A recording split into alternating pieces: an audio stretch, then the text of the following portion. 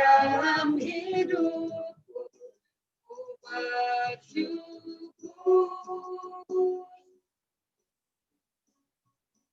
Ku bersyukur Bapa, ku bersyukur Tuhan, buat kasih setiamu di dalam hidupku. Ku bersyukur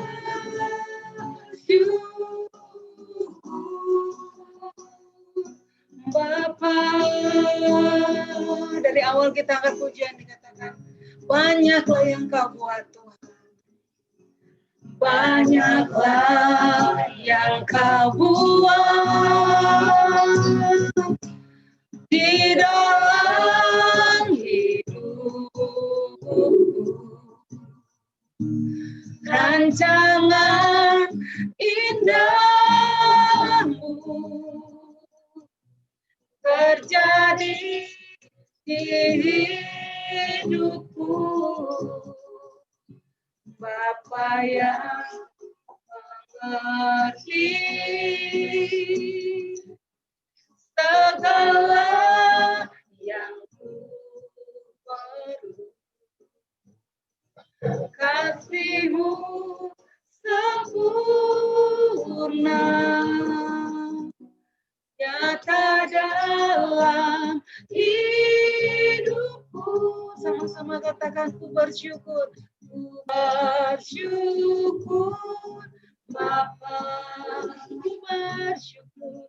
Ku bersyukur Tuhan, buat kasih setia, buat kasih setiamu di dalam hidupku. Ku bersyukur, katakan ku bersyukur.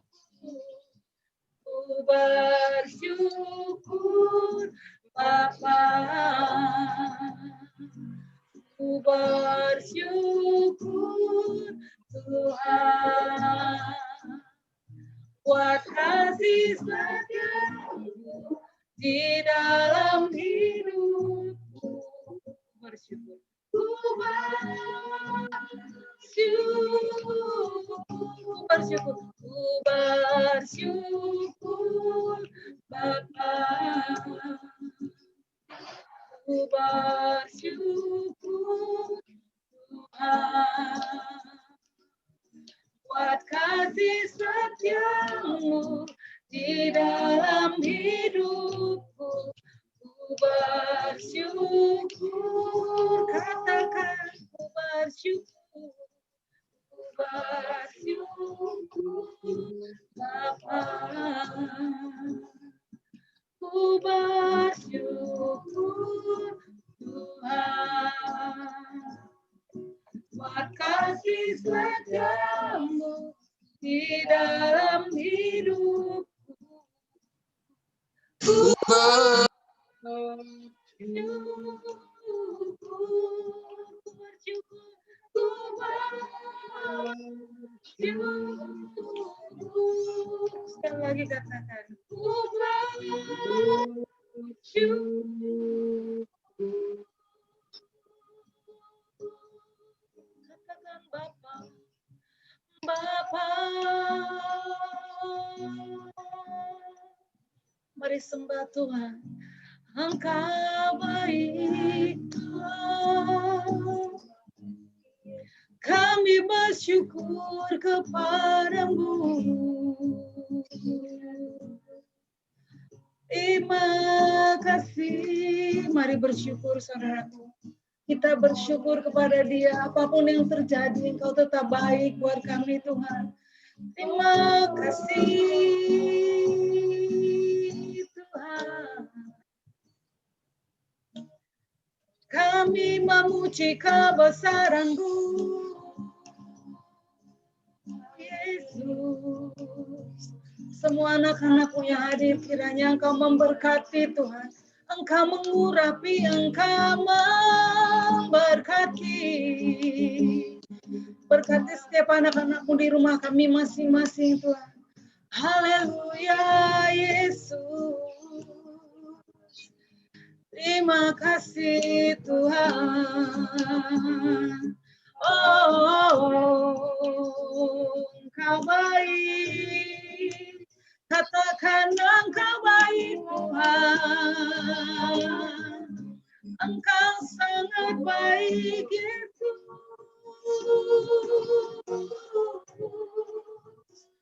Engkau sumber kekuatan kami Tuhan.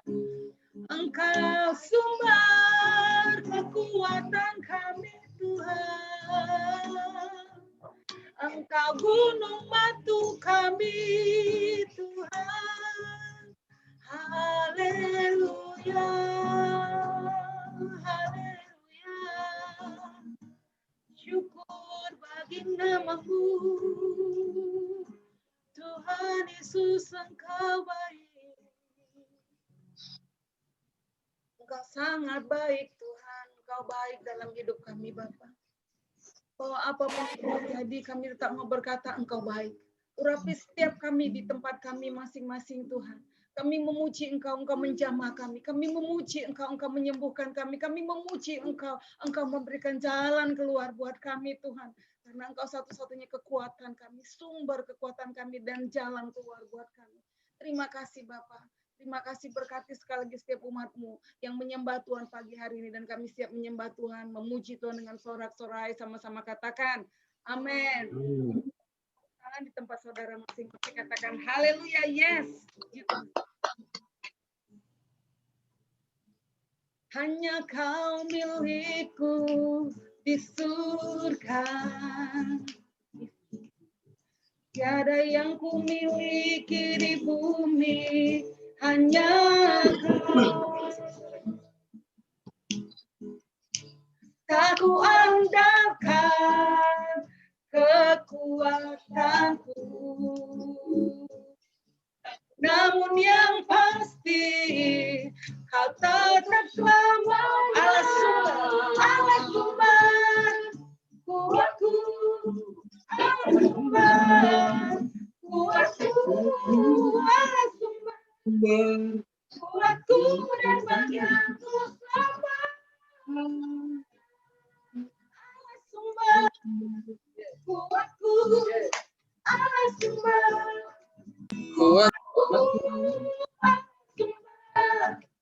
kuatku dan bagianku selamanya.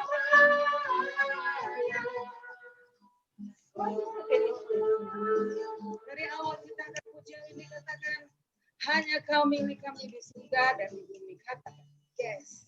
Hanya Kau milikku di surga. Tiada yang ku pilih di bumi, hanya Kau. Sama-sama katakan tak ku andalkan, tak ku andalkan kekuatanku, namun yang pasti Kau tetap selalu. Sama-sama katakan Allah sumber kuatku, Allah sumber kuatku, Allah sumber kuatku dan bagianku selamanya. Saudara sendiri katakan Allah sumber. Yes, Allah sumber kuatku, Allah sumber kuatku dan bagianku selamanya, selamanya, selamanya. Sekali lagi katakan selamanya, selamanya. Yes, selamanya. Yes, haleluya. Allah satu-satunya sumber kekuatan saudara dan saya katakan yes. Haleluya, puji Tuhan. Haleluya, kibarkanlah panjinya, Yesus Raja segala raja. Haleluya, haleluya, bangkitlah dari jamnya, katakan kita lebih dari pemenang. lebih dari pemenang.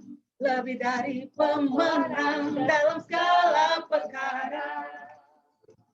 Iblis telah dikalahkan oleh kuasa darahnya. Jika Allah di tengah, siapa dapat melawan? Kita lebih dari pemenang. Sekali lagi katakan dari awal, lebih dari pemenang dalam segala perkara.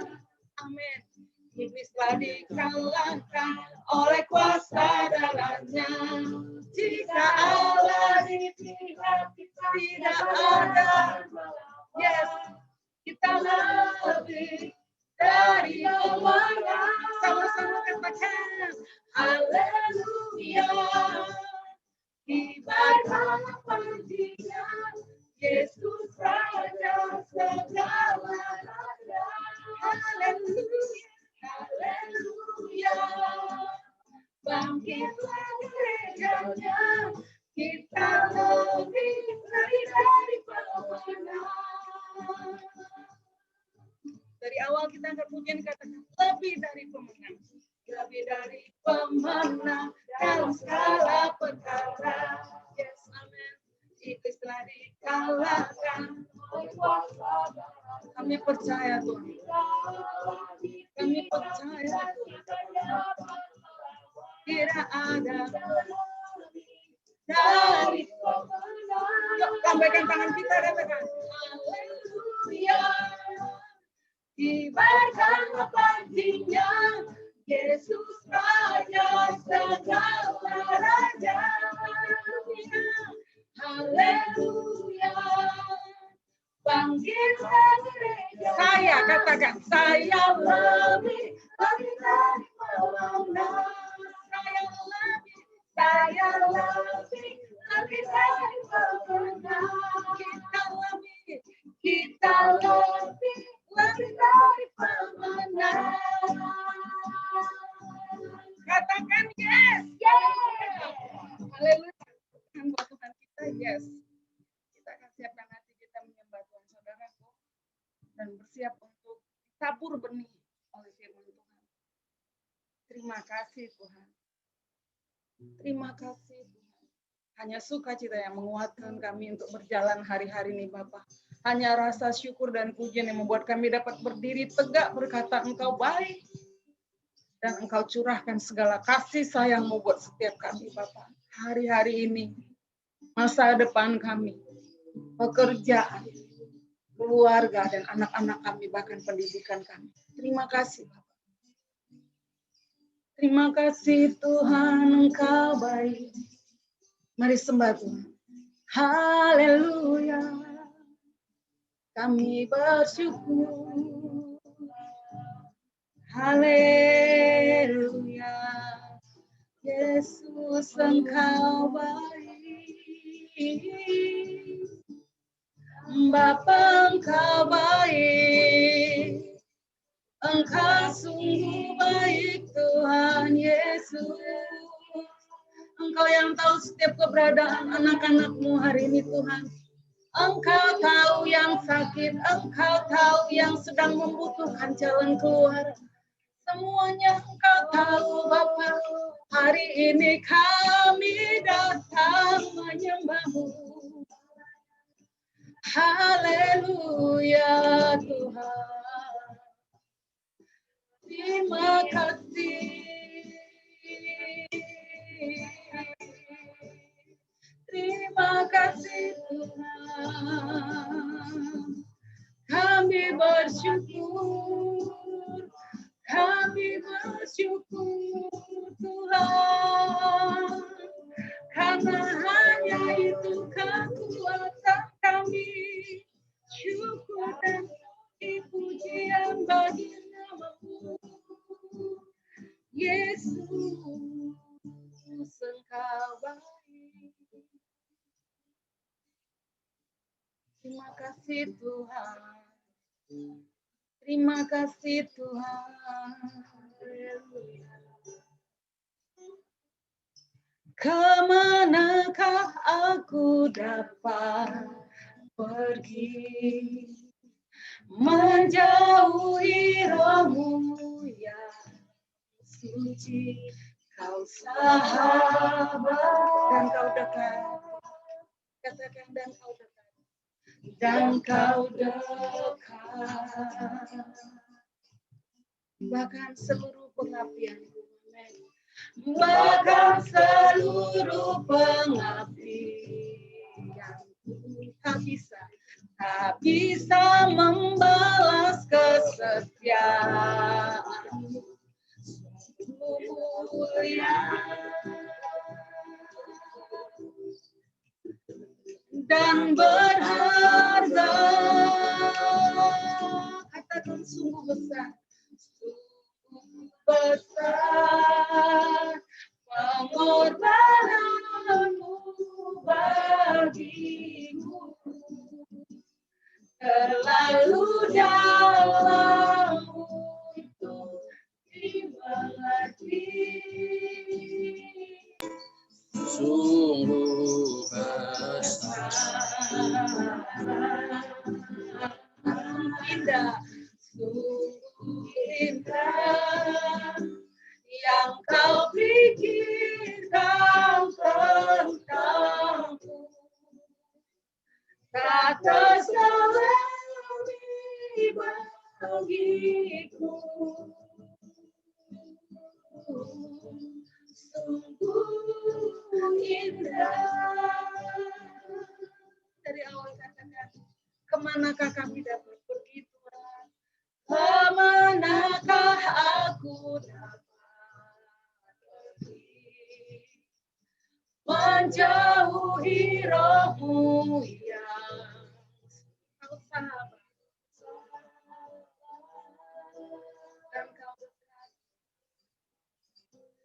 Dan kau dekat. Tuhan, bahkan seluruh pengabdianku tak bisa membalas kesetiaanmu. Sungguh mulia dan berharga.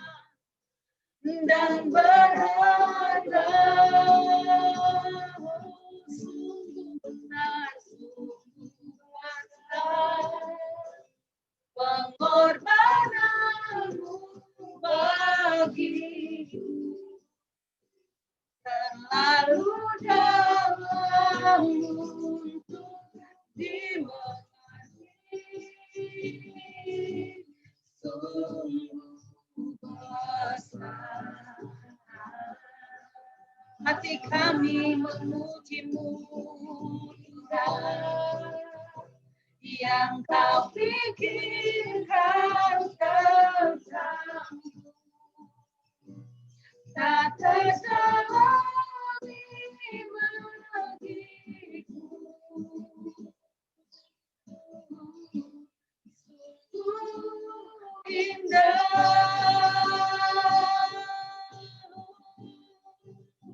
sungguh besar pengorbananmu bagiku terlalu dalam untuk dimengerti. Sungguh besar, katakan sungguh indah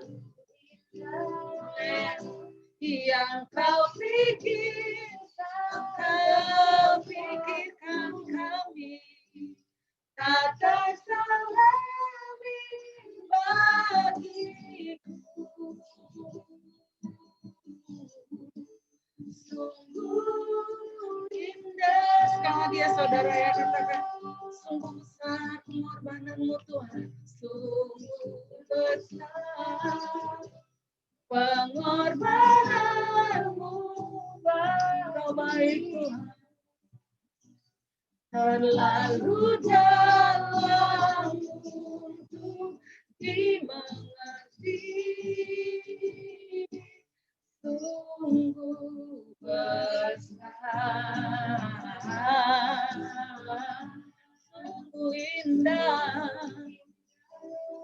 Kau pikirkan kami Tuhan. Tak tersalami bagiku. Sungguh indah, sungguh indah, sungguh indah. Silakan tulang Mansur.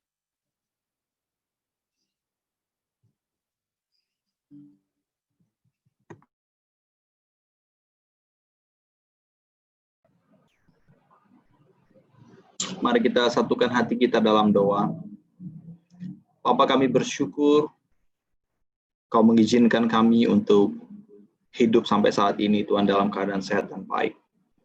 Adalah maksud Tuhan untuk kami boleh semakin disempurnakan dalam Engkau, Tuhan, menjelang kedatangan-Mu yang kedua kali. Dan kembali pada hari ini, Tuhan, kami mau menundukkan hati kami, mau merendahkan diri kami di hadapan Tuhan, untuk menerima nasihat-nasihat daripada-Mu yang kami perlukan, untuk menjalani kehidupan ini dengan bijaksana, Bapa. Urapi hamba-Mu yang tidak ada apa-apanya ini. Demikian juga anak-anak-Mu, Tuhan, yang mendengarkan pada pagi hari ini. Tuhan, Roh Kudus Engkau hadir di tengah-tengah kami, memberikan hikmat dan wahyu, sehingga kami beroleh hati bijaksana dalam menghitung hari-hari kami.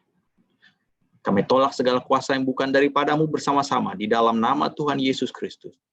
Pikiran yang bukan daripada Tuhan, segala pikiran yang mengintimidasi, yang menghakimi, kami tolak dalam nama Yesus. Terima kasih banyak Bapak, celikan mata hati rohani kami pada pagi ini. Di dalam nama Tuhan Yesus Kristus, kami siap mendengarkan firman-Mu, ya Tuhan. Sama-sama yang siap mendengarkan nasihat Tuhan, katakan amin. Puji Tuhan. Bapak Ibu, coba lambaikan tangan kalau bisa dengar suara saya dengan jelas. Puji Tuhan. Hari ini tema daripada firman Tuhan di hari Minggu 8 November 2020 adalah tema bulan ini mengutamakan hal yang terutama. Tapi saya memberikan subtema prioritas warga kerajaan surga. Ya, kita akan buka langsung Kolose 3 ayat 1 sampai 4. Kolose 3 ayat 1 sampai 4. Kita buka bersama-sama dan saya akan bacakan untuk kita semua. Karena itu, kalau kamu dibangkitkan bersama dengan Kristus, carilah perkara yang di atas, di mana Kristus ada, duduk di sebelah kanan Allah. Pikirkanlah perkara yang di atas, bukan yang di bumi. Sebab kamu telah mati, dan hidupmu tersembunyi bersama-sama dengan Kristus di dalam Allah.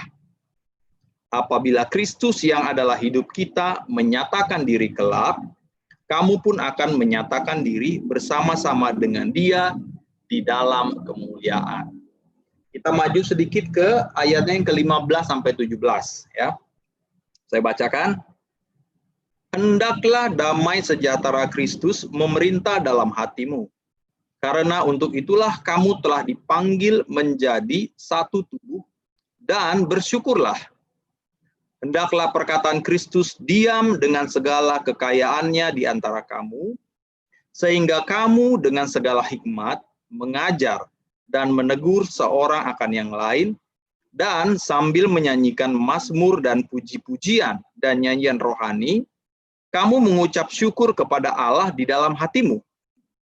Dan segala sesuatu yang kamu lakukan dengan perkataan atau perbuatan, lakukanlah semuanya itu dalam nama Tuhan Yesus, sambil mengucap syukur oleh Dia kepada Allah Bapa kita. Puji Tuhan. Bapak Ibu Saudara, sesuai dengan subtema prioritas warga kerajaan Allah, apa yang menjadi prioritas kita sebagai warga kerajaan Allah yang telah dibangkitkan bersama Kristus? Tadi kita lihat di Kolose 3 ayat 1 dikatakan, karena itu kalau kamu dibangkitkan bersama dengan Kristus. Jadi bagi setiap orang yang telah mati, kemudian dibangkitkan bersama Kristus, di dalam Gereja Bethel Indonesia, itu dikenal sakramen baptisan, Nah, itu adalah melambangkan kematian kita dan kebangkitan kita bersama dengan Kristus. Jadi untuk setiap kita yang sudah dibaptis dan sudah menerima Yesus sebagai Tuhan, kita dibangkitkan, dikatakan dibangkitkan bersama dengan Tuhan. Dan Kristus Yesus dikatakan bersama dengan Kristus. Kenapa? Karena Yesus adalah yang pertama kali. Dia yang sulung. Dia yang telah dibaptis, dia mati dan dibangkitkan, dan kita akan mengalami hal yang sama di dalam hidup ini. Efesus 2 ayat 6, saya bacakan untuk Bapak Ibu semua, dikatakan begini, dan di dalam kasih Yesus, ia telah membangkitkan kita juga dan memberikan tempat bersama-sama kita dengan dia di surga. Jadi bagi setiap kita yang telah dibangkitkan bersama Kristus, ternyata Tuhan memberikan tempat bersama-sama dengan Dia. Dan tempat itu dikatakan di surga.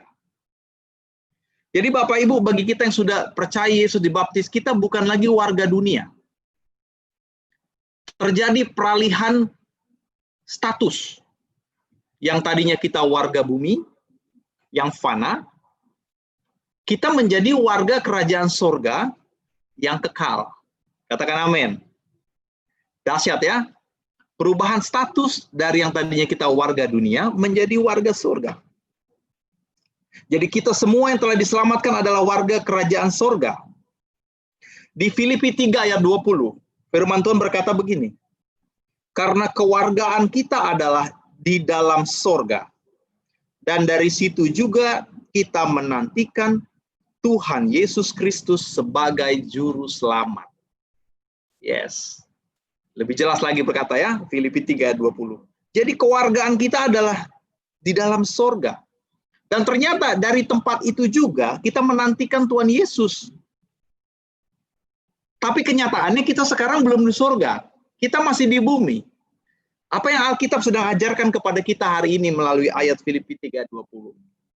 Artinya, Tuhan ingin kita mengalami suasana sorga di dalam bumi sambil menanti kedatangan Tuhan Yesus. Katakan amin. Jadi, saya ulang ya.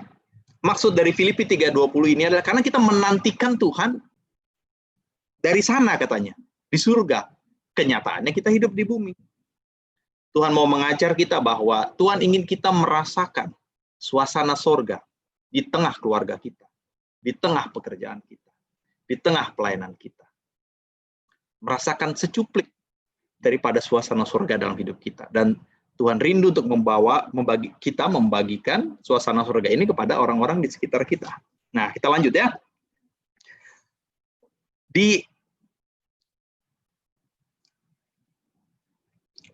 Saya catat di sini, di Filipi 3 ayat 20, dalam versi bahasa Inggris di NIV itu agak sedikit berbeda. Di sini ditulis begini, but we are different because our citizenship is in heaven.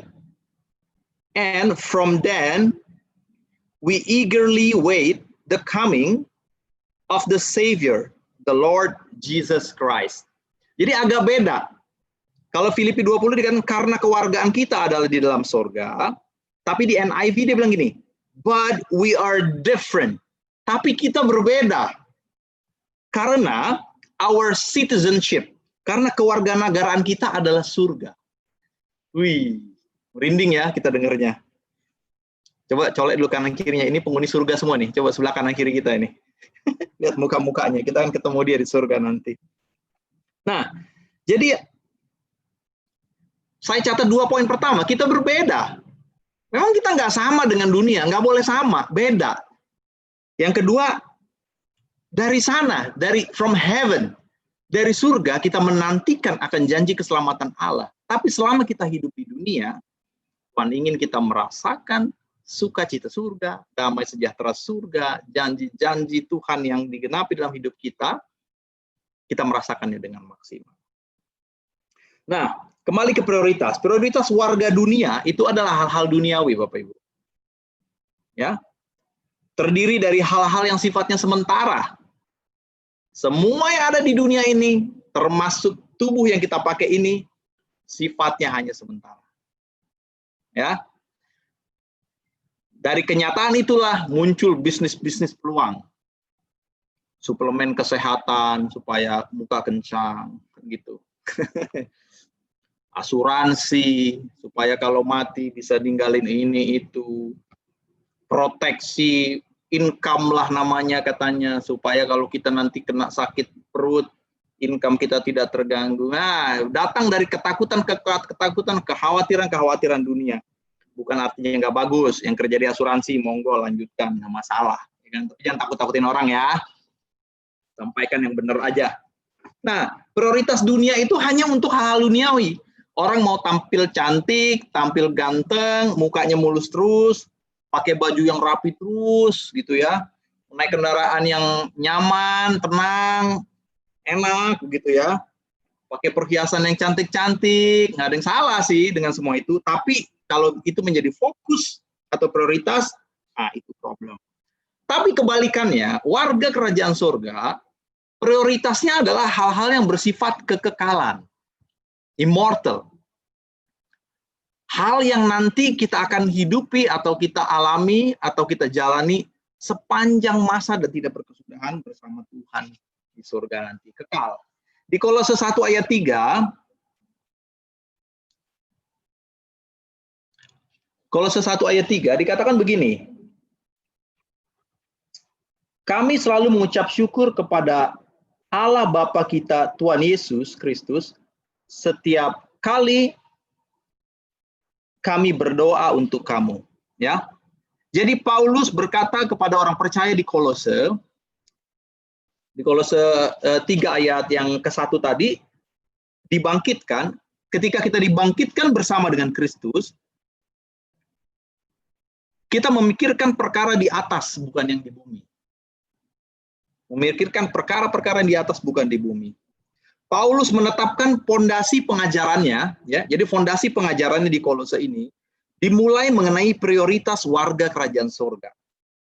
Jadi status kita yang tadinya warga dunia berubah menjadi warga kerajaan surga, itu memiliki dampak yang radikal, Bapak Ibu. Nanti Bapak Ibu silakan boleh kesaksian gitu ya, bagaimana Kristus mengubah kehidupan kita yang tadinya kita duniawi ya, kita menjadi pribadi-pribadi yang berubah setelah mengenal Yesus. Karena harus berubah, terjadi perubahan. Saat kita menerima Yesus sebagai Tuhan dan Juru Selamat kita disatukan dengan Dia, dengan Kristus.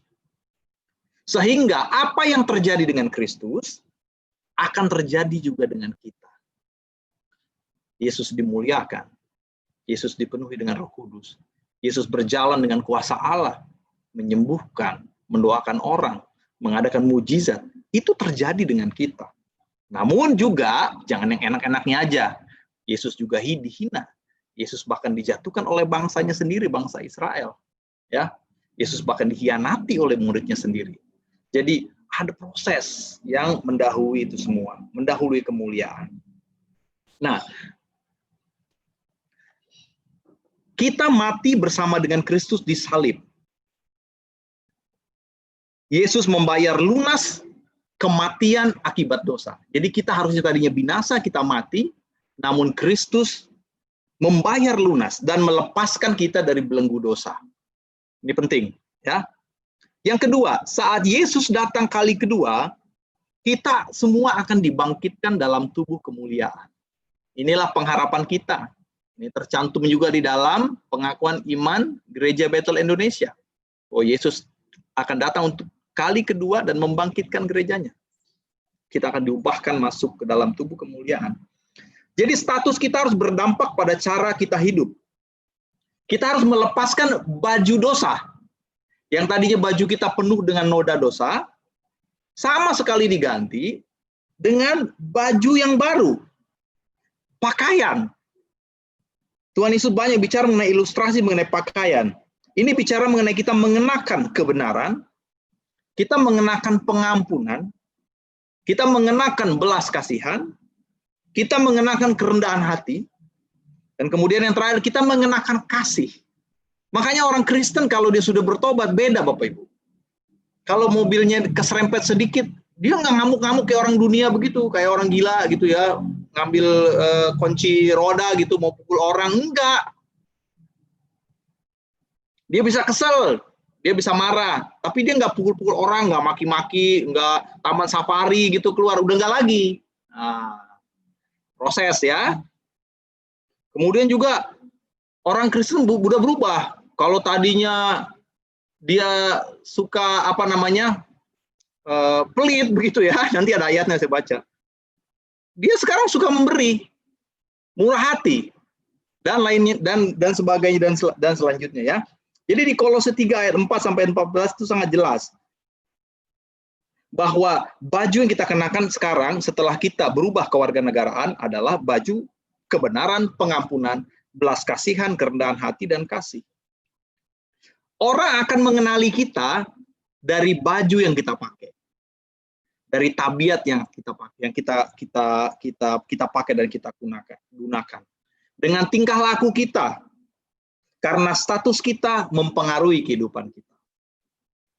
Coba perhatikan, Pak Jokowi misalnya, sebelum dia jadi presiden, ya dia kayak rakyat biasa aja. Tapi begitu dia jadi presiden, kemana-mana harus dikawal, betul ya? Ada foreder, ada pengawal, pas pampres, makanannya disiapkan secara khusus.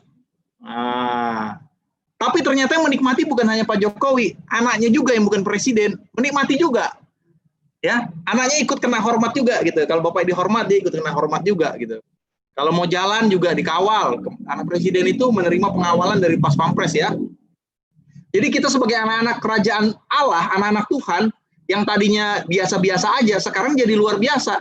Karena Tuhan meng-assign atau menunjuk atau memerintahkan malaikat untuk mengiring kita kemana-mana. Gitu. Bantu kita, tolong kita. Dan yang lebih luar biasa lagi, dia berikan kepada kita Roh Kudus dalam kita, yang dapat mampu mendoakan hal-hal yang tidak mampu kita doakan atau kita tidak pikirkan. Kita berbahasa roh. Dia menyampaikan keluhan-keluhan yang tidak tersampaikan hati kita melalui bahasa manusia. Jadi orang mengenal kita melalui pakaian yang kita kenakan, tingkah laku kita. Kita jadi orang yang berbeda. Tadinya kasar, sekarang jadi lembut. Tadinya pelit, sekarang jadi murah hati. Tadinya takut, terlalu khawatir gitu ya. Bingung-bingung, hati-hati, bingung itu dosa loh. Jadi bingung-bingung, sekarang mantap menentukan pilihan. Kenapa? Karena dia memiliki tuntunan, memiliki guideline yang luar biasa yang difirman Tuhan. Nah, tadi kita sudah baca Kolose 3 ayat 15 sampai 17. Paulus menyimpulkan pengajaran dia mengenai pakaian warga kerajaan surga dengan menjabarkan prioritas warga kerajaan.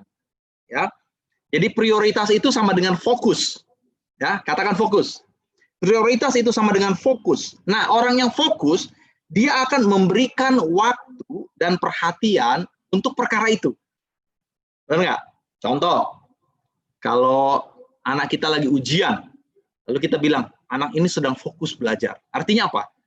Dia mendedikasikan satu waktu dan perhatian dia, ya, untuk melakukan hal itu. Ya, jadi prioritas itu sama dengan fokus. Yang tadinya prioritas kita ke sana, jadi ke sini. Berbalik 180 derajat. Kita dapat berkata seorang telah berubah prioritasnya saat dia lebih banyak mengalokasikan waktu dan perhatiannya untuk perkara tersebut. Mari kita cek diri kita masing-masing. Apakah kita mengalokasikan cukup waktu dan perhatian kita untuk perkara-perkara surgawi? Untuk perubahan karakter, untuk perubahan kebiasaan, untuk melayani lebih baik lagi, mempersiapkan diri lebih baik lagi dalam pelayanan. Kemudian juga menentukan target-target dalam kehidupan kita, dalam konteks rohani maupun dalam segala konteks. Konteks profesional, pekerjaan, studi, dan sebagainya. Baju itu adalah menjadi lapisan yang paling luar. Dan itu yang pertama kali dilihat orang, dan itu menutupi banyak anggota tubuh lainnya. Alkitab mencatat, iblis itu adalah roh yang miskin dan telanjang. Iblis selalu digambarkan dengan kemiskinan dan ketelanjangan. Kita tidak mau telanjang dan miskin, Bapak Ibu.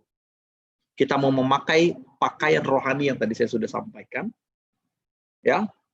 Dan kita mau menutupi organ tubuh kita, bagian tubuh kita dengan pakaian yang proper atau yang layak. Amin, Bapak Ibu. Puji Tuhan. Nah, pada pelajaran hari ini kita akan melihat prioritas warga kerajaan sorga. Nah, saya sampaikan sebuah statement. Warga kerajaan sorga harus mengizinkan damai sejahtera Kristus memelihara dalam hatinya. Saya ulang, ini Kolose 3 ayat 15 ya. Warga kerajaan sorga harus mengizinkan damai sejahtera Kristus memerintah di dalam hatinya. Ayat 15 itu jelas. Hendaklah damai sejahtera Kristus memerintah dalam hati. Jadi memerintah itu bukan numpang lewat, bukan halo, bye-bye, begitu. Tapi dia berdiam di situ dan dia berkuasa. Jadi kita mengizinkan damai sejahtera Kristus berkuasa dalam hati kita. Nah, di Roma 5 ayat 1, kalau kita bicara mengenai damai sejahtera, ini damai ada dua jenis. Pertama, damai yang sifatnya objektif, jadi kita objek damai. Lalu kemudian damai yang sifatnya subjektif, jadi kita pelaku damai. Roma 5 ayat 1, itu bicara mengenai damai dengan Allah. Saya akan membacakan untuk kita semua. Roma 5 ayat 1. Dikatakan begini Bapak Ibu. Sebab itu kita yang dibenarkan karena iman, kita hidup dalam damai sejahtera dengan Allah oleh karena Tuhan kita Yesus Kristus. Jadi kita yang dibenarkan oleh iman, kita hidup dalam damai sejahtera dengan Allah. Jadi ini adalah step yang pertama. Damai sejahtera yang sifatnya objektif. Kita dibenarkan karena iman, dan kita hidup dalam damai sejahtera dengan Allah. Oleh karena, ada oleh karena, makanya sifatnya objektif. Yesus Kristus telah menebus kita. Jadi Tuhan Yesus mati bagi kita, kita menjadi objek yang diselamatkan. Katakan amin. Oleh karena itu kekristenan tidak mengenal keselamatan oleh karena perbuatan baik. Keselamatan oleh karena kita menyumbang banyak. Tapi kekristenan percaya bahwa keselamatan adalah kasih karunia. Adalah anugerah.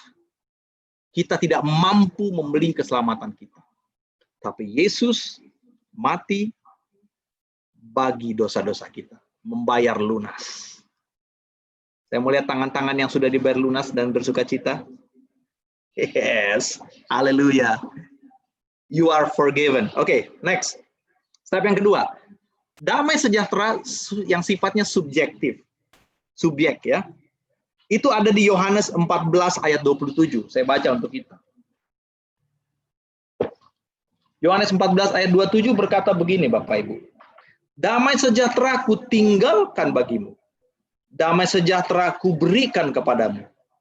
Dan apa yang kuberikan tidak seperti yang diberikan oleh dunia kepadamu. Jangan gelisah dan gentar hati. Jadi damai sejahtera yang kedua adalah damai sejahtera yang Tuhan tinggalkan kepada kita dan Tuhan berikan kepada kita. Pernyataan Tuhan Yesus tidak lama sebelumnya disalibkan.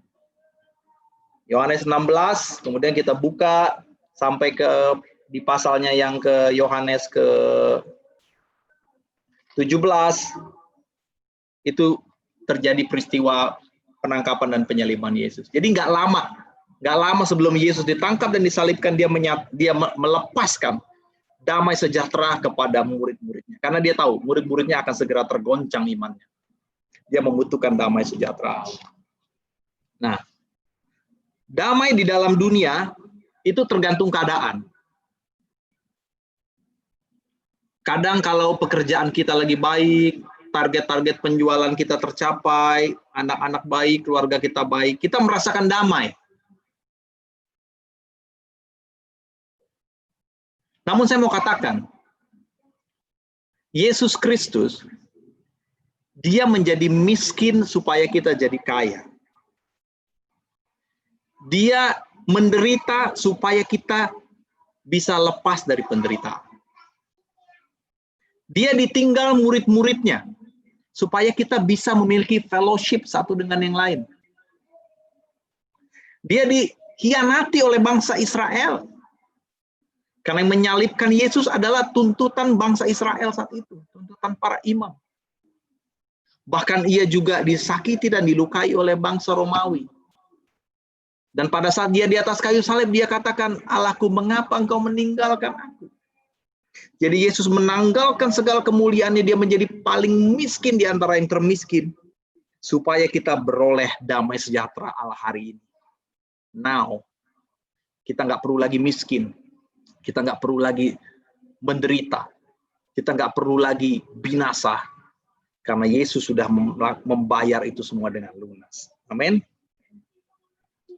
Di Filipi 4 ayat 7 dikatakan, damai sejahtera yang melampaui segala akal akan menjaga hati dan pikiranmu di dalam Kristus Yesus. Wow. Jadi bukan damai sejahtera yang ditawarkan dunia yang terbatas. Damai sejahtera yang sifatnya if atau apabila. Apabila saya A, apabila saya B, apabila saya C, maka saya akan damai sejahtera. No. Tapi Filipi 4 ayat 7 katakan, damai sejahtera yang melampaui segala akal. Nggak bisa dijelaskan dengan kata-kata, Bapak Ibu. Ya, kita semua sudah mengalami bagaimana pertolongan Tuhan dalam hidup kita. Banyak kali kita tuh speechless, nggak bisa jelasin. Kenapa bisa begini ya? Luar biasa. Kita cuma bisa katakan, Tuhan terima kasih atas pertolongan-Mu. Ya.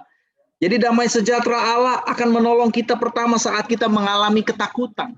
Saat ketakutan itu datang, damai itu akan menolong kita. Yang kedua, saat ada tuntunan, kita memerlukan tuntunan dalam membuat keputusan.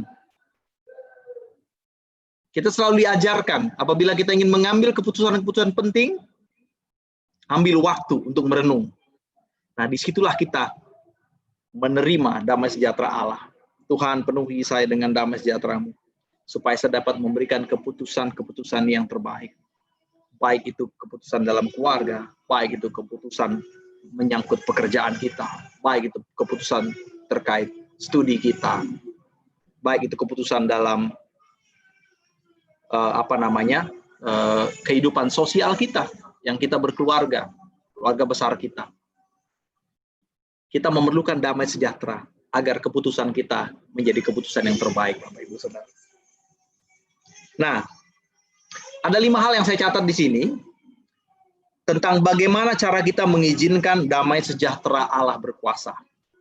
Dan ini yang menjadi prioritas kita. Yang pertama, damai sejahtera Allah akan berkuasa dalam hati kita saat kita menolak kebingungan atau keraguan dan rasa takut yang bukan dari Tuhan.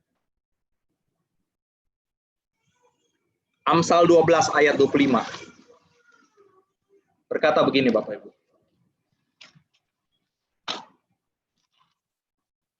Amsal 12 ayat 25 berkata begini.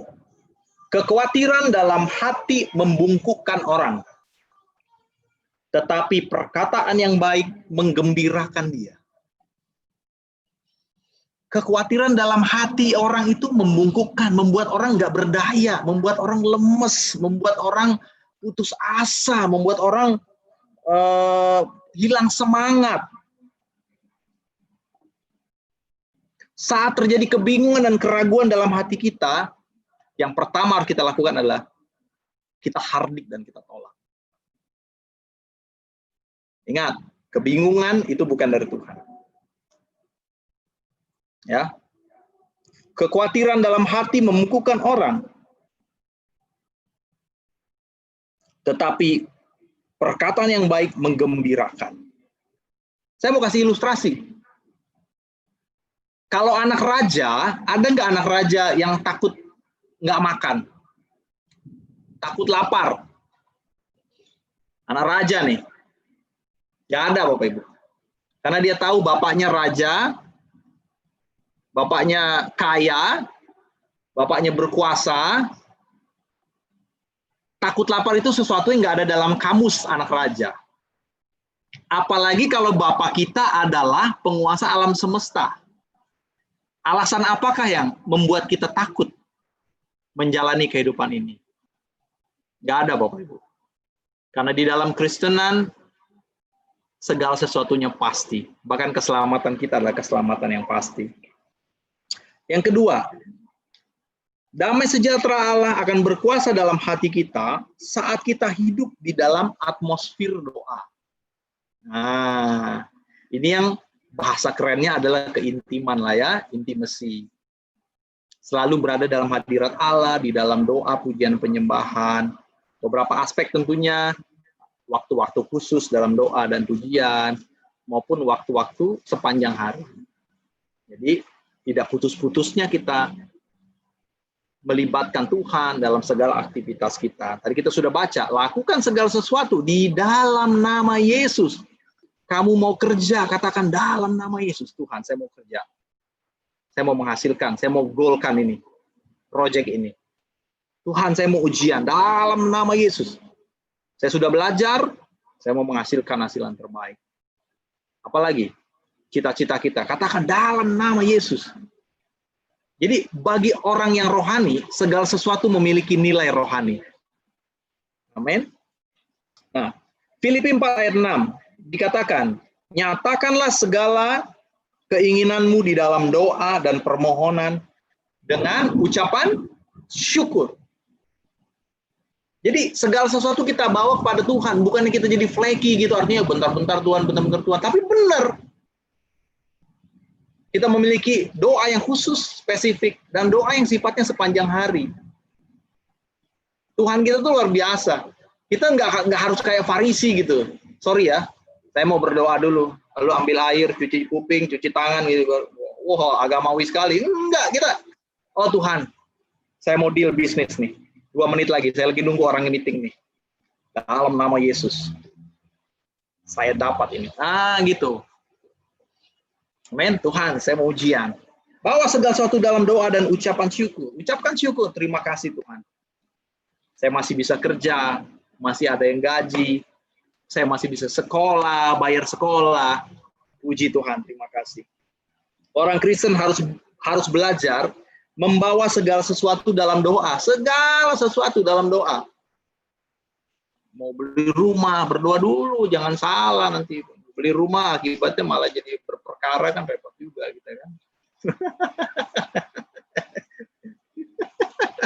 Ada orangnya di sini, nih.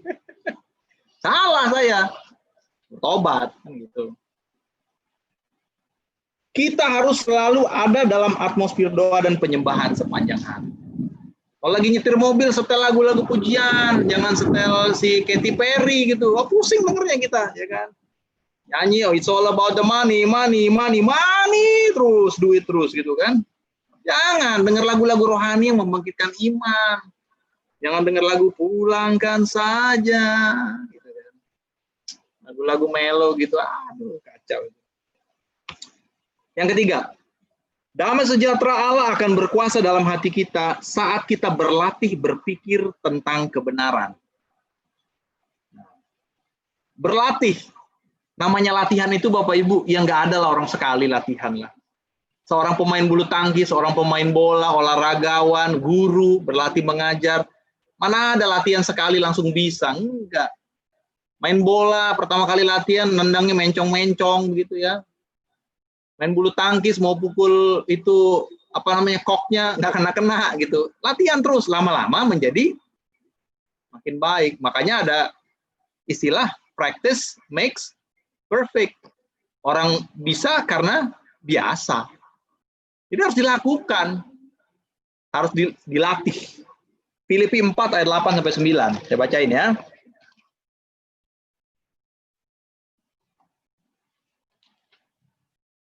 Filipi 4 ayat 8 sampai 9. Jadi akhirnya saudara-saudara, semua yang benar, semua yang mulia, semua yang adil, semua yang suci, semua yang manis, semua yang sedap didengar, semua yang disebut kebajikan dan patut dipuji, pikirkanlah semuanya itu. Dan apa yang telah kamu pelajari, dan apa yang telah kamu terima, dan apa yang telah kamu dengar, dan apa yang telah kamu lihat padaku, Lakukanlah itu, maka Allah sumber damai sejahtera akan menyertai kamu. Jadi bukan dikatakan hafalkanlah itu, bukan. Di UI katanya kalau bisa hafal kitab suci tertentu dia dapat privilege gitu, bisa masuk. Nah ini sekarang lagi diramein kan? No, kekristenan tidak mengharapkan kita menghafal ayat-ayat itu. Tapi ayat 9 dikatakan, dan apa yang telah kamu dengar dan apa yang telah kamu lihat padaku, lakukanlah itu. Iman tanpa perbuatan mati. Jadi harus dilakukan. Beriman, berdoa, berpengharapan pada Tuhan, kemudian menghilangkan tabiat-tabiat dosa, itu dilakukan. Bukan cuma diapalin, bukan cuma dibaca, lakukan dan kerjakan. Percaya deh, lemak kita nggak akan hilang kalau kita cuma duduk-duduk di depan TV ngelihat orang olahraga. Nggak bisa. Kita harus pakai itu sepatu, jalan, lari. Baru lemak kita hilang. Bukan ngeliatin orang olahraga. Zaman sekarang kan lagi banyak ngetren ya, main sepeda wangi ya. Teman saya bilang main sepeda wangi gitu. Karena banyakkan jajannya daripada main sepedanya. Tapi apapun itu, keluarlah. Latihanlah. Saya berpikir kemarin, Tuhan gimana caranya kita menginjil hari-hari ini dengan efektif dan efisien. Saya mikir, lalu saya ada satu ide yang luar biasa. Saya itu kalau hari kerja bisa sehari 2 kali, 3 kali, pasti ditelepon orang nawarin KTA sama kartu kredit. Awal-awal tuh saya jengkel banget gitu, diteleponin orang kayak begitu gitu ya. Cuma mengingat saya sendiri orang sales, saya nggak pernah nolak mereka, enggak. Selalu saya dengerin apa yang diomongin mereka. Cuma saya mikir, kok selama ini saya cuma menjadi korban penderita ngedengerin mereka, walaupun ujungnya saya tolak juga. Gitu. Baru saya terbersih ide, ini ladang penginjilan. Jadi mulai besok hari Senin, ada yang telepon saya nawarin KTA dan kartu kredit dan whatever itu, saya akan bilang sama dia, oke, saya akan dengarkan proposal kamu dengan seksama, tapi izinkan saya menyampaikan proposal saya dulu sebentar. Nah, mulai Senin saya akan nginjil ya, dengar ya, kamu tuh berdosa, kamu tidak bisa menebus dosamu sendiri. Yesus hadir untuk menebus kamu. Saya akan ngomong begitu. Dia nggak ada pilihan, dia mesti dengar omongan saya.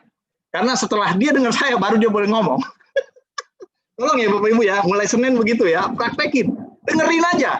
Tapi bilang, sebelum kamu ngomong, saya ngomong dulu ya. 5 menit aja. Puji Tuhan. Jadi nggak perlu kita jauh-jauh, orang datang sama kita. Saya mikir-mikir, oh Tuhan inilah ternyata penginjilan zaman now. Mesti begini nih. Ya kan, lu denger dulu nih omongan gue ya. Nah, puji Tuhan. Nah, minggu depan kita mulai saksian ya, mengenai mekanisme ini ya. Efektif atau enggak ya. Puji Tuhan. Nah, yang keempat. Damai sejahtera Allah akan berkuasa dalam hati kita saat kita melatih hidup kita dalam kebenaran. Tadi Filipi 4 ayat 9. Lakukanlah itu. Jadi melakukan. Learning by doing. Alkitab juga nggak mencatat, begitu kita bertobat, berbaptis, menerima Yesus sebagai Tuhan, kita tiba-tiba jadi orang suci yang nggak bisa melakukan dosa. Enggak, Bapak Ibu. Enggak. Proses penyempurnaan itu gradual, step by step. Step by step.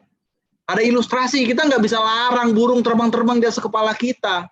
Tapi begitu nempel di kepala kita, kita punya hak untuk mengusir burung itu. Kita nggak bisa larang informasi itu datang bertubi-tubi kepada kita. Ya, informasi yang buruk, pengaruh-pengaruh buruk, segala macam. Kekhawatiran dunia ini datang menimpa kita. Kita nggak bisa larang. Yang kita bisa lakukan adalah memproteksi diri kita dengan firman Allah, dan kita tolak hal-hal seperti itu. Sorry. Aku gak peduli hal-hal seperti ini. Saya punya prioritas yang beda. Dan yang terakhir, yang kelima. Damai sejahtera Allah akan berkuasa dalam hidup kita saat kita berjalan di dalam damai dengan tubuh Kristus. Yes, ini bicara mengenai fellowship. Karena kalau kita baca tadi di Kolose 3 ayat 15-17 itu berbicara mengenai kehidupan orang Kristen di dalam suatu komunitas. Domba nggak bisa hidup di kolam air tawar, nggak bisa. Ikan lele ditaruh di padang rumput, mau seenak apapun rumputnya, mati. Orang Kristen hanya bisa bertumbuh dan hidup maksimal di komunitas surga. Katakan amin. Dalam perjalanan hidup kita, Tuhan akan menyeleksi teman-teman kita. Percaya sama saya. Tuhan akan seleksi teman-teman kita. Tuhan akan seleksi network kita. Tuhan akan seleksi pekerjaan kita. Tuhan akan seleksi approach kita, cara kita meng-approach orang. Seleksi. Jadi along the way, kita akan kehilangan beberapa teman dalam perjalanan kehidupan kita menuju kebenaran. It's okay. It's okay. Mungkin orang-orang yang punya influence nggak baik dalam hidup kita harus tinggalin Bapak Ibu. Nggak bisa kita kompromi begitu-gitu aja. Dulu hidup kita masih mungkin ya, suka-suka dugem gitu, dangdung gitu kan. Ya kalau udah hidup dalam Tuhan udah mulai ditinggalkan. Dan teman-teman yang masih mau ngajak begitu, ya pelan-pelan alokasi waktu kita kurangi. Kecuali intention atau tujuan kita adalah untuk membawa dia masuk dalam pertobatan. Nah, itu lain cerita. Tapi kalau cuma kongko-kongko yang nggak jelas, ngalor ngidul, udah dikurangi aja lah. Hidup kita singkat, Bapak Ibu. Jangan buang waktu untuk hal-hal yang nggak penting kayak begitu. Ya, lakukan hal-hal yang sifatnya produktif. Amin. Jadi saat kita berjalan di dalam damai dengan tubuh Kristus, itu Tuhan akan menyampaikan atau damai sejahtera Tuhan akan berkuasa di dalam hidup kita. Haleluya. Kalau nggak damai, mana bisa kita pengerja ambil waktu bersihin gereja begitu ya. Kita kan nggak punya OB. Kalau nggak satu hati kita nggak bisa tunjukkan. Lalu aja, gue nggak bakat nyapu katanya gitu. Loh, ini bukan masalahnya bakat. Nyapu sama ngepel bukan bakat bos, itu wajib. Betul nggak? Masa bakat gitu. Sorry, karunia saya adalah berdoa Pak, bukan ngepel gereja. Mau pendoa kek, mau pengkhotbah kek, mau apa? Sapu itu gereja, enak aja. Amin Bapak Ibu. Jadi ada hal yang kita harus lakukan bersama-sama, gandengan tangan dalam tubuh Kristus. Dan itu nggak bisa terjadi kalau kita nggak satu hati. Kalau nggak ada damai sejahtera nggak bisa. Kita akan ngomong gini, kita kan kasih persembahan. Udah kita bayar aja itu goklin, bersihin. Haleluya. Ini membuktikan bahwa ada damai sejahtera di antara kita semua. Makanya kita bisa merendahkan hati. Mau yang juragan kek, mau yang bos kek, mau yang apa kek gitu. Pegang sapu itu sama Kenlan. Puji Tuhan. Itulah membuktikan bahwa kita merendahkan hati. Kita sama di hadapan Tuhan. Kita setara, kita sederajat. Sama-sama pribadi yang sedang diubahkan. Amin. Haleluya. Puji Tuhan Bapak Ibu, saya berdoa waktu saya mempersiapkan ini, saya udah diberkati duluan. Saya berdoa untuk ini memberkati Bapak Ibu semua. Bagaimana kita memiliki prioritas, dan ini adalah sifatnya progresif, terus-menerus kita ingatkan. Dan terus-menerus kita lakukan dalam kehidupan kita. Saya berdoa agar kita diberikan kepada Tuhan, rema, pencerahan, untuk kita menjadi lebih bijaksana lagi dalam menjalani kehidupan kita ke depan. Mari kita satukan hati kita dalam doa Bapak Ibu. Tuhan Yesus, terima kasih kami telah belajar hal yang luar biasa, kembali Engkau mengingatkan kami Tuhan. Agar memiliki prioritas kehidupan yang berbeda dengan dunia sebagai warga kerajaan Allah. Oleh karena status kami yang telah diubahkan dari warga dunia menjadi warga kerajaan surga. Kami rindu mengenakan pakaian kebenaran, kasih, kebaikan, kerendahan hati Tuhan. Sehingga orang melihat pakaian kami dan mereka melihat perbuatan baik kami dan memuliakan Bapa di surga. Tuhan Yesus, kami telah belajar bagaimana agar damai sejahtera menguasai kehidupan kami. Dan ini adalah hal yang terus kami mau kerjakan dan lakukan. Sehingga kami boleh menjadi semakin efektif dan efisien. Menjadi saksi Kristus dalam pekerjaan, dalam usaha, dalam keluarga kami, dan dalam segala aktivitas sosial kami, ya Tuhan. Terima kasih. Kami semua adalah pribadi-pribadi yang sedang disempurnakan. Karenanya kami memerlukan pertolongan-Mu ya Roh Kudus untuk menjadi penasehat, penolong, dan menjadi roh yang kuat yang akan memberikan kepada kami kemampuan untuk berkata tidak kepada dunia dan untuk tunduk di dalam kuasa kebenaran Tuhan. Terima kasih banyak ya Tuhan. Urapi setiap kami. Kami sudahi firman Tuhan ini Bapa di dalam nama Tuhan Yesus dan kami bersyukur. Haleluya. Haleluya. Amin. Puji Tuhan. Sebelum kita doa syafaat, silakan Intang untuk bagi pengumuman. Nanti yang berdoa syafaat, apakah Mbak Elvi Rianti masih ada di sini? Ya, nanti Kak Evi silakan doa syafaat. Sekarang Intang silakan bacakan. Shalom Bapak Ibu, seperti biasa pengumumannya mengundang kembali untuk ibadah Zoom minggu depan 9.30 untuk anak-anak untuk sekolah minggu dan jam 10 untuk ibadah raya. Diingatkan kembali untuk memberikan persembahan, baik persembahan setiap minggu, persembahan persepuluhan juga dapat ditransfer ke Bank BCA Gereja Bethel Indonesia yang nomor rekeningnya tampil dalam screen Zoom sekarang, boleh difoto atau nanti boleh disimpan, dimasukin dalam banking supaya bisa langsung transfer. Demikian pengumuman. Terima kasih, Tuhan Yesus memberkati. Kau tunjukkan kasih setiamu, Kau menyediakan yang ku perlu. Kau setia dan mulia, dulu, sekarang, dan selamanya. Kau tunjukkan kasih setiamu, Kau menyediakan yang ku perlu. Kau setia, Kau mulia, Bapa, Kau setia. Sekali lagi katakan, kami percaya Kau tunjukkan kasih setiamu Tuhan buat kami.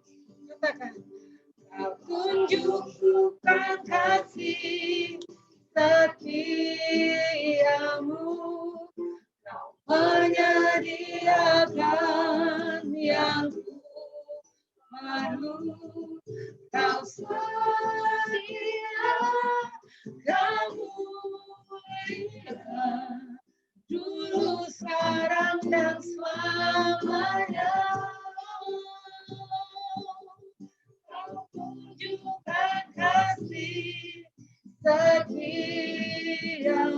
amin. Kau menyediakan yang ku perlu. Kau setia, Kau mulia, Bapa, Kau setia. Kau setia, Kau mulia, Bapa, Kau setia.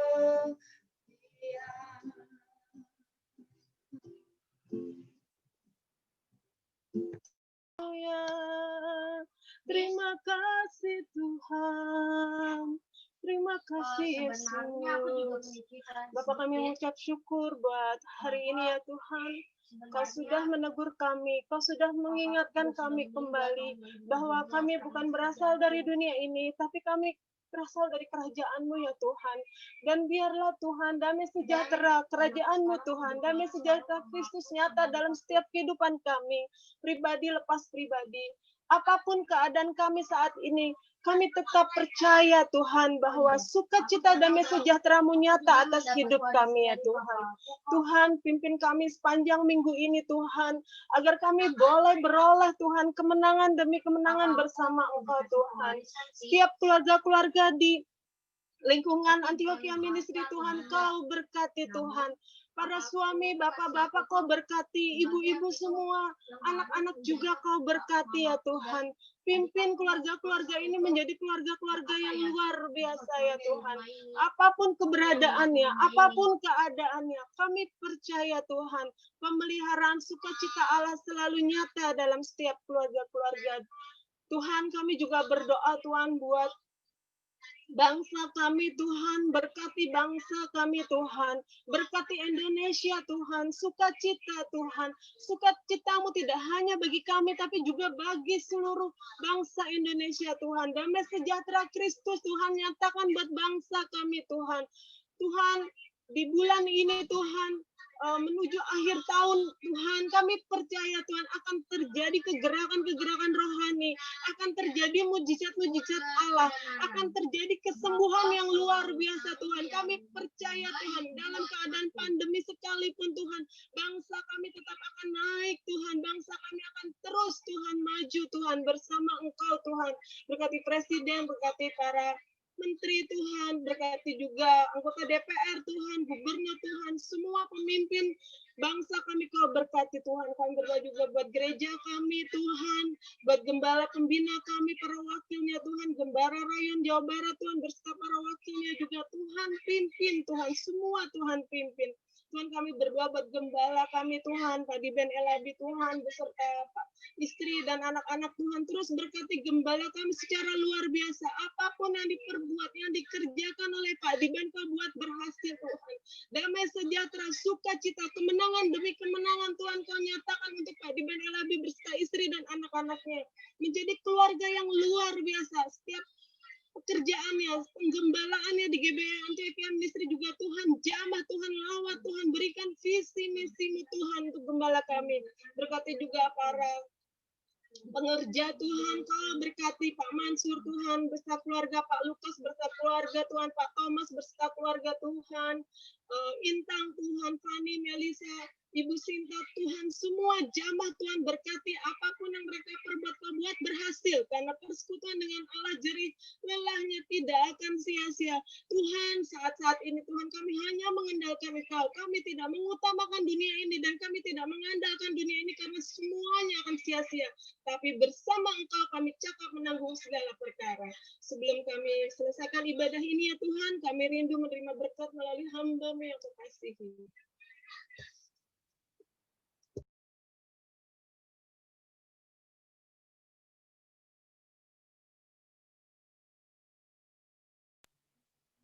Mari angkat kedua tanganmu dan terimalah berkat Tuhan. Kasih karunia, sukacita dan damai sejahtera yang berlimpah-limpah tak terhingga dari Allah Bapa kita, di dalam anaknya Tuhan kita Yesus Kristus, penyertaan, penghiburan, persekutuan yang indah bersama Allah Roh Kudus menyertai kita sekalian mulai hari ini, sampai Maranatha Kristus Yesus datang kembali. Pulanglah dan tetap fokus, menanglah dalam segala perkara yang diberkati Tuhan, sama-sama katakan. Amin. Haleluya. Shalom semuanya. Shalom. Selamat pagi. Shalom semua. Kak Evi Rianti, Intan. Shalom, shalom. Haleluya. Haleluya. Shalom. Pak Shalom. Mansur, Pak Yan.